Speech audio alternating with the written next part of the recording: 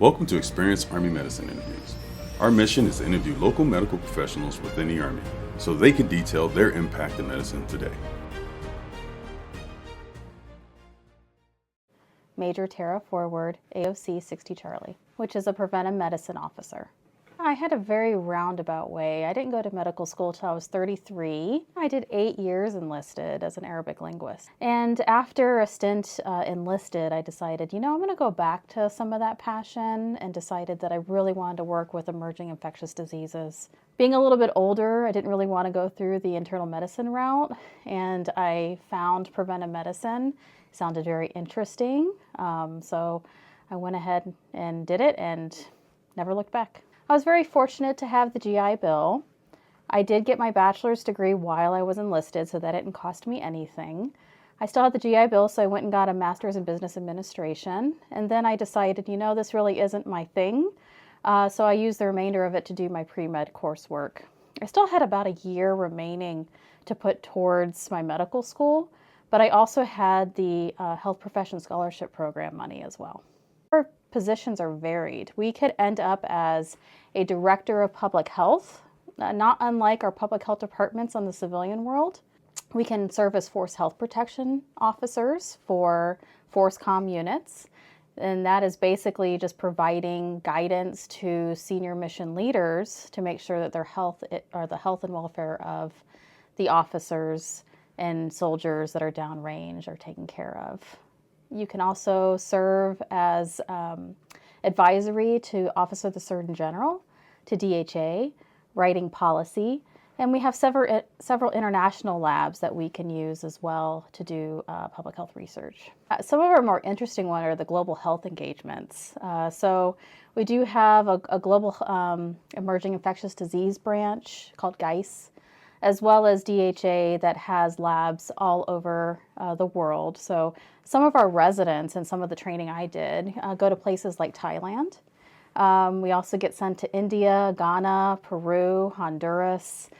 One of my graduating residents is actually going to Kenya to do a research tour for a couple years. So I think the global health engagement piece is very, very interesting and a little bit more uncommon than what you would get as a preventive medicine public health person on the outside. Everything that we do is usually taught in the mixed with primary care. So you think about it as maybe a branch of internal medicine or family medicine, but that's not necessarily the case. We have a very niche specialty. And when you talk about, population healthcare, when you're focused on the population as a whole, is a different mindset. You're not looking at the individual person and saying, I need to, help you with your blood pressure. I need to help you to do this. But when you're looking at it from a population standpoint, what is the biggest bang for your buck, right?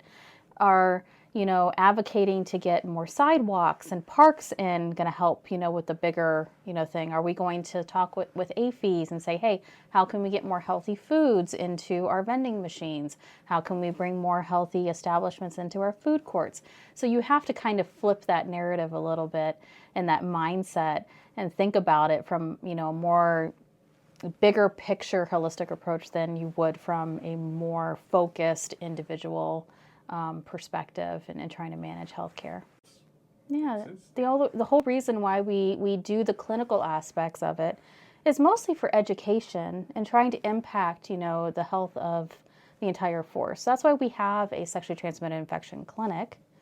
It's because, that impacts our health and readiness. That impacts the whole of society. It impacts fertility. It impacts so many things. So if you can treat somebody before, someone else gets infected or a few other people get infected, you try to get after that process. The same thing with travel medicine. I have a travel medicine clinic, and the reason why is because I want people to be healthy when they travel, but I don't want them bringing back things that we really don't need in this country, right? So making sure they have their vaccines, they have their prophylaxis with their medications. I also run a latent tuberculosis clinic.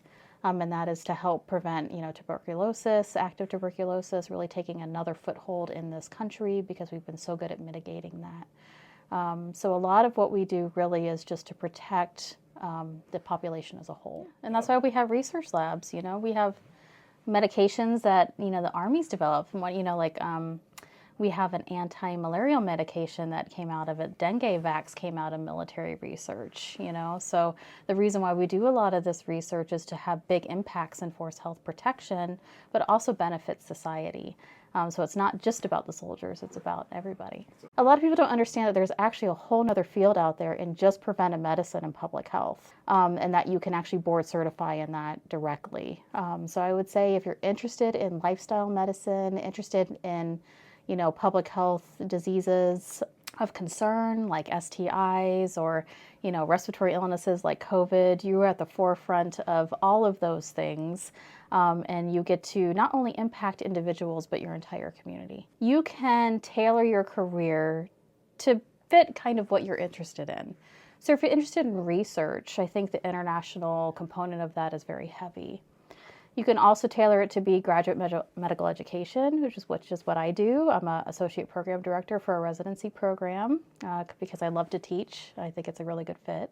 You can also work in policy and help develop, what we're supposed to be doing for force health protection. Or you can remain more operational and clinical and support your force comm units or an installation as a public health director.